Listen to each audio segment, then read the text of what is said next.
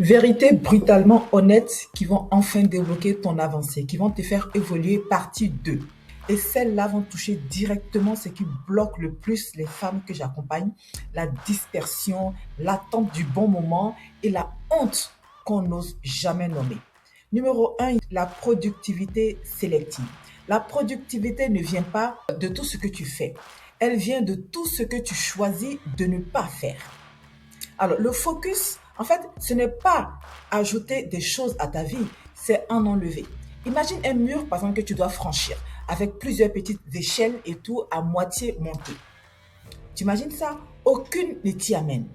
Mais si tu prends toute cette énergie éparpillée et que tu la concentres sur une seule échelle, tu passes de l'autre côté. Ce n'est pas la quantité de projets qui te fait avancer, c'est la concentration sur un seul et assez longtemps qui te fait avancer. Numéro 2, la persistance crée le timing. En fait, le bon timing, c'est pas un coup de chance qui va tomber comme ça au bon moment. Ça peut arriver, c'est le résultat d'avoir travaillé pendant tout le temps où personne ne regardait, dans l'ombre, en silence. Quand tu étais fatigué, quand les choses n'étaient pas réunies, quand tu le faisais quand même, même si tu n'avais pas envie, pour être prête le jour où une opportunité se présente enfin. Il n'y a pas de conditions parfaites pour commencer. Commencer, c'est justement ce qui crée les conditions parfaites pour que l'opportunité arrive. Parce que ta mentalité a changé, parce que ton comportement a changé, parce que tu t'es ouverte, parce que tu es prête en fait à recevoir, parce que tu as disposé ton cœur, tu as disposé ton cerveau, tu as disposé ton esprit à recevoir cela. Donc c'est très important de continuer même quand tu as l'impression que les choses ne marchent pas. Numéro 3, c'est l'envie contre l'effort. Si les gens travaillaient pour leur objectif avec autant d'énergie qu'ils en mettent à envier les autres, à envier ceux des autres, ils les auraient déjà atteints. Ton pire adversaire, sache-le, ce n'est jamais la concurrence. C'est une version médiocre de toi-même qui n'a jamais réalisé ce qu'elle aurait pu devenir. Le succès de quelqu'un d'autre ne change rien à ta réalité. Sauf si tu décides de transformer cette énergie négative là où tu envies les autres, où tu les critiques, où tu veux forcément trouver la bête noire quelque part dans leur vie.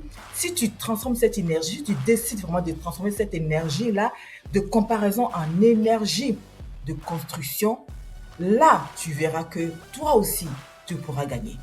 Numéro 4, c'est endurer. La façon la plus rapide de devenir la personne que tu veux devenir, c'est de te mettre dans une situation où tu n'as plus le choix que de le devenir. Tu serais surprise de tout ce que tu peux endurer quand tu n'as plus d'échappatoire. Ce n'est pas confortable à entendre, c'est vrai, mais c'est souvent la contrainte, pas le confort qui révèle ce dont tu es vraiment capable. C'est-à-dire que tu veux réaliser un rêve, tu veux changer ta vie, tu veux vraiment changer par exemple ta situation financière, tu veux transformer quelque chose, tu veux faire quelque chose pour les autres et tout. Au lieu de mettre cette énergie-là à envier les autres et tout, tu te dis, bon ben voilà, je me donne une mission à moi-même. Je dois absolument changer les choses. Il n'y a pas d'échappatoire. Il n'y a pas d'autres excuses. Je fais ce que j'ai à faire. Tu seras surprise de ce que l'univers va t'apporter. L'univers va te soutenir dans tes efforts. Mets cette énergie-là vraiment dans te dire qu'il n'y a pas d'échappatoire. Je vais changer ma vie et je vais y aller. Ça ne prendra pas peut-être comme ça, ni 1 mois, ni 2 ans, ni 3 ans. Mais reste focus sur ce que tu veux. Et ta vie va changer parce que les actions que tu mets en place et tout vont attirer des personnes qui vont t'aider, vont attirer des situations dans lesquelles tu te dis waouh, mais je suis surprise que ça m'arrive. Mais effectivement, c'est parce que tes actions que tu mènes, ton travail que tu fais, l'énergie que tu mets, les pensées que tu mets, tout ça c'est de l'énergie. Et je te jure, Dieu ne te laisse pas tomber. L'univers ne te laisse pas tomber. Pour toi, c'est un travail que tu fais, mais pour l'univers, pour Dieu, c'est une demande que tu fais. Et quand tu fais une demande avec sincérité, avec cœur, avec foi, les réponses sont là. Numéro 5, résultat contre excuse. Alors, tes excuses peuvent être parfaitement valides. Hein? Tu peux avoir des vraies excuses. Mais ce n'est pas le sujet ici. Le sujet, c'est que même si tes excuses sont valides, même si tes excuses sont réelles, même si elles sont vraiment vérifiables, est-ce qu'elles changent quelque chose à ton résultat, à tes résultats? Est-ce qu'elle change quelque chose à ce que tu voulais faire?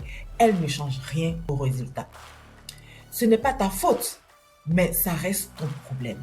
Ça reste ta responsabilité et c'est toi qui dois faire quelque chose avec. C'est une question de faire ce qui est nécessaire. Numéro 6, le chemin difficile est le chemin le plus facile.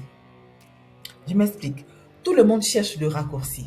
Je vous assure, tout le monde cherche le raccourci de la richesse. Tout le monde cherche du jour au lendemain, on est multimillionnaire. Du jour au lendemain, il y a ça qui arrive et tout. Mais le raccourci ne mène jamais là où tu veux vraiment aller.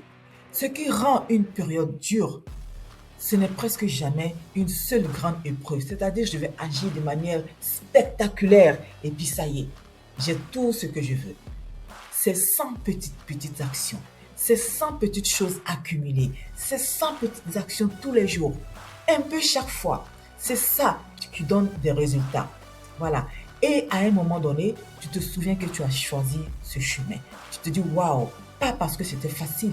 Le chemin que j'ai choisi, c'est pas parce que c'était facile, mais parce que c'était le seul qui mène quelque part de vrai. C'est ça qui t'amène la joie au cœur. C'est ça qui t'amène la fierté que tu dois avoir parce que c'est toi qui l'as accompli. C'est ça qui te permet de te découvrir toi-même. Numéro 7, le rejet contre le regret. Bon, l'échec est un prérequis du succès, pas son contraire. Ce qui distingue celles qui avancent, ce n'est pas qu'elles ne connaissent pas le rejet. Ce n'est pas que le chemin est tout tracé. Ce n'est pas ça. C'est qu'elles ont fini par avoir plus peur de regretter que d'essayer. Numéro 7, n'aie pas honte. Si tu n'as rien et que tu veux construire quelque chose, tu n'as pas le luxe d'avoir honte. Tu n'as pas le luxe d'avoir honte. Demande, ose, tends la main, cherche, sois curieuse, va travailler, va découvrir. Les portes qui changent une vie ne s'ouvrent jamais toutes seules.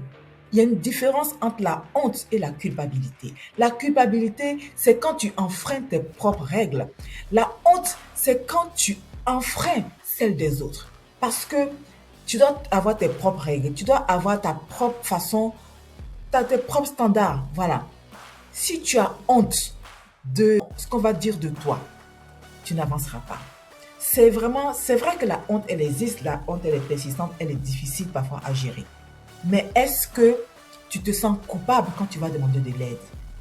Si ce n'est pas ça, alors la honte ne va te mener nulle part.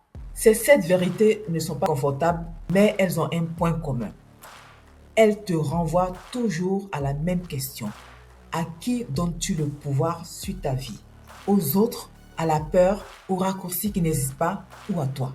Sur cette vérité-là, laquelle t'a le plus marqué? Dis-le-moi en commentaire. Et si tu es prête à transformer ces vérités-là en un vrai chemin structuré, si tu as connu des choses comme moi par exemple, où tu t'es complètement perdu, où tu voulais vraiment avancer, où il y a des choses par exemple que tu voulais faire, mais que tu n'arrives pas à avancer. Alors, si tu es prête à transformer ces vérités-là en un vrai chemin structuré, pas juste une inspiration ponctuelle comme ça, le sprint 21 jours ouvre bientôt. Et ça peut vraiment t'apporter quelque chose de puissant, c'est-à-dire un accompagnement qui peut vraiment t'aider à avoir un socle pour pouvoir avancer dans ton projet. Si tu as un projet depuis longtemps et que tu oscilles entre découragement, entre arrêt, entre abandon, reprise, tu ne sais pas trop où tu vas, si tu as besoin que quelqu'un soit là pour t'aider, pour t'accompagner, pour te soutenir, alors après toi, Sprint 21 jours arrive bientôt. Mets Sprint en commentaire et je te répondrai. À bientôt.